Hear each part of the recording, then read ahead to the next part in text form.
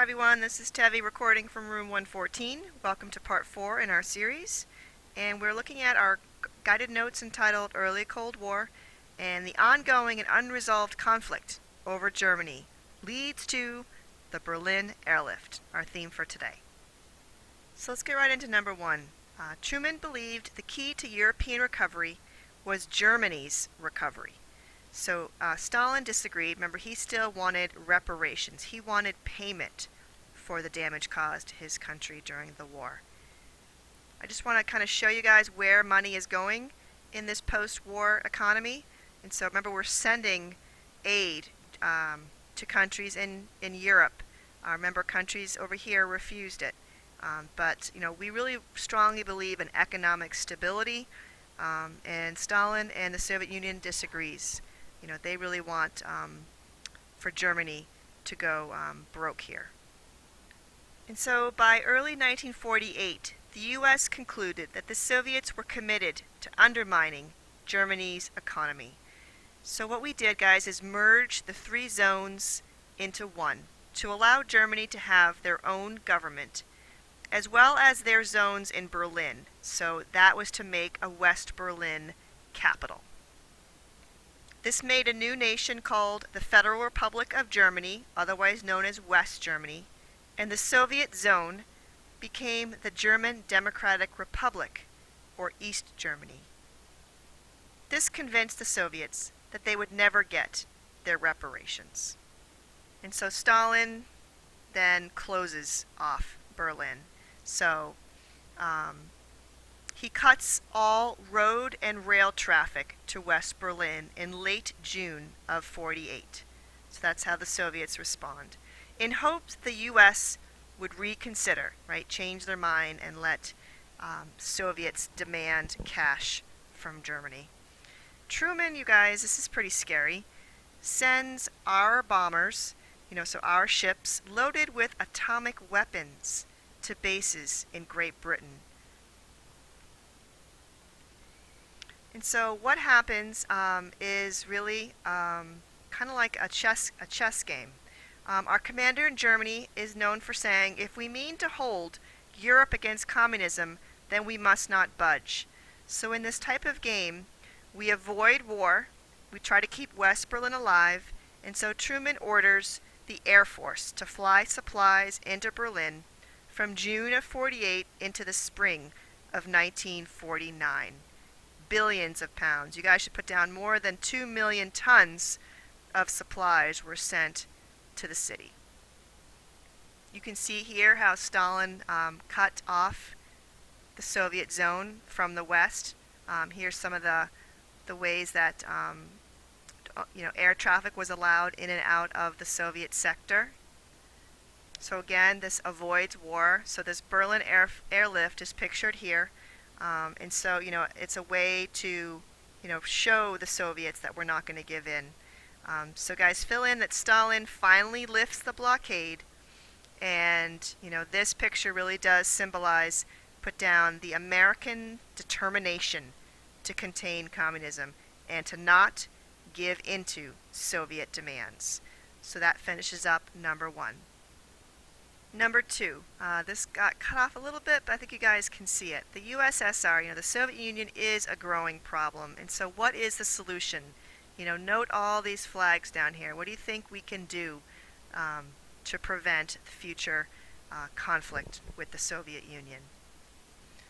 So the Berlin blockade convinced many Americans that the Soviets were committed to world conquest. That's the first part of number 2.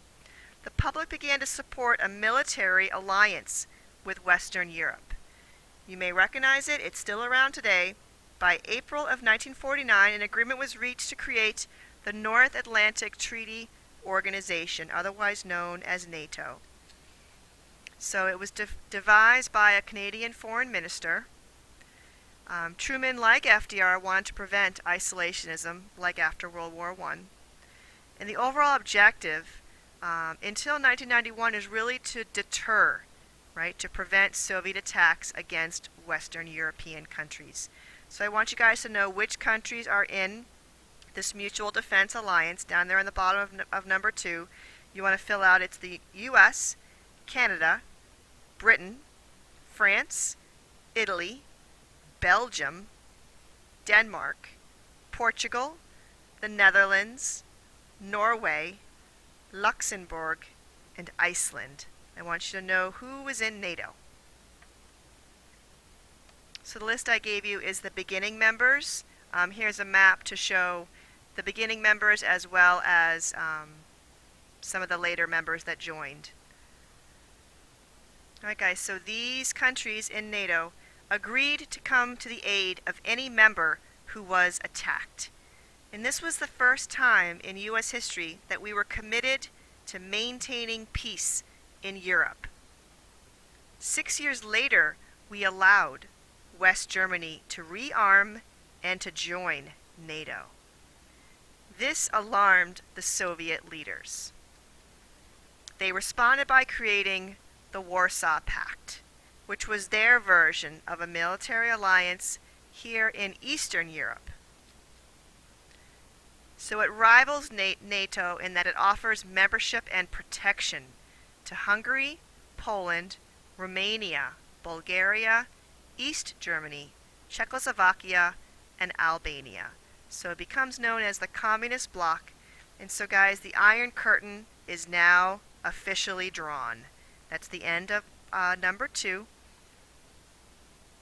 This slide is kind of a preview of next week's screencast, for we're going to see communism begins to spread in Asia. And so we're going to see what happens in Korea and China. Pretty scary stuff and still relevant today. And so like I said, we're going to be focusing on China and Korea next week. And here are some theories on how to deal with the Soviets. You guys don't need to write this down. It's just interesting that we're trying to approach this by looking at what our response would be in terms of nuclear weapons. Massive retaliation, it's pretty scary. So a form of deterrence, this promise that we would unleash an atomic bomb, does that prevent the Soviet Union? Another theory is George Kennan's, that containment idea, right? That, it will eventually die out if we just don't allow it to spread. So this was definitely popular in the 1950s and 60s. So Truman responds with a National Security Act. So you guys want to fill out that all armed forces were now under the Department of Defense, which was controlled by the Secretary of Defense. Right? So we're really trying to, keep our military as organized and as streamlined as possible. The Air Force becomes very important, so they're no longer part of the Army. They're now a separate military entity, so no longer under the control of the Army. And it formally authorizes the Central Intelligence Agency as the Chief Intelligence Gathering Department. So think about why do we need the CIA, right? Remember this fear of spreading communism. So there's going to be another Red Scare at home, and the CIA is going to be part of that. The NSC is formed, and that's the National Security Council, and it heads all of the major government intelligence departments. So the CIA would fall under this branch. I'd like to leave you with a quote from the Truman Doctrine. The U.S. could not realize its post-war objectives unless we were willing to help free peoples maintain their free institutions and national integrity against foreign aggression. And so make sure you guys fill out part 4. I would like you guys to kind of go back over your notes or look at some of the images that I have posted on this PowerPoint and write down 3 of your conclusions that you can make after learning about this early Cold War. So 3 of your own conclusions. They could be predictions, they could be opinions. I'd like to know what's going on in that brain of yours. And we'll have a great discussion tomorrow in class. This is Tevi signing off. Have a great night.